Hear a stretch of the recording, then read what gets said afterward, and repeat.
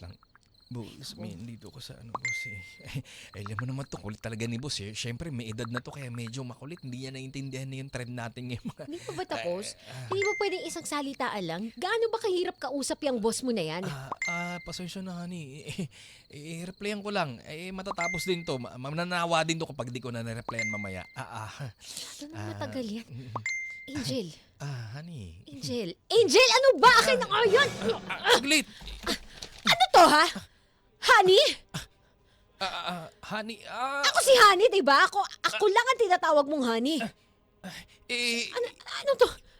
honey, Pangsustento sa gatas o diaper man lang? Ano to? honey, Anong sustento?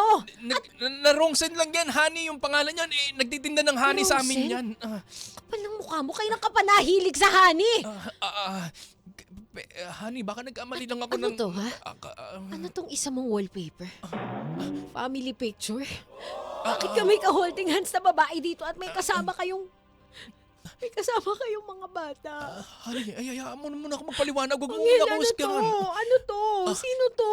Sabihin mo sa akin, bakit kamukhang-kamukha mo yung mga bata? Sino to? Pamangking ko yan. Pamangkin, naka-holding hands ka sa nanay? Hindi, pinsan ko yan. Pinsan ka nito? Huwag mo na ako lukuhin, Anghel. Ilang beses mo pa ba akong pilit paniniwalain? Lahat naman ng mga pagdududa ko sa'yo, pinaniniwalaan ko basta sabihin mo, pero ito. Grabe naman kasi nungalingan na kung hindi mo pa rin aaminin yung totoo. Anghel, ano ang totoo? Sige na nga. Honey, alam ko naman na sobrang mahal na mahal mo ko at lahat naman ng Oo, lahat gagawin ko para sa'yo, kaya sabihin mo. alam kong maiintindihan mo ko. Kaya sige, aminin ko na pamilyado na ako. Ano?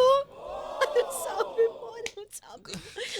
Anong sabi Saglit, mo? kala ko ba maiintindihan mo ko? Anong sabi mo? Ibig mong sabihin, hindi ko alam all this time? Honey, Kabit ako! Kabit ako! Kaya mo ka honey, saglit.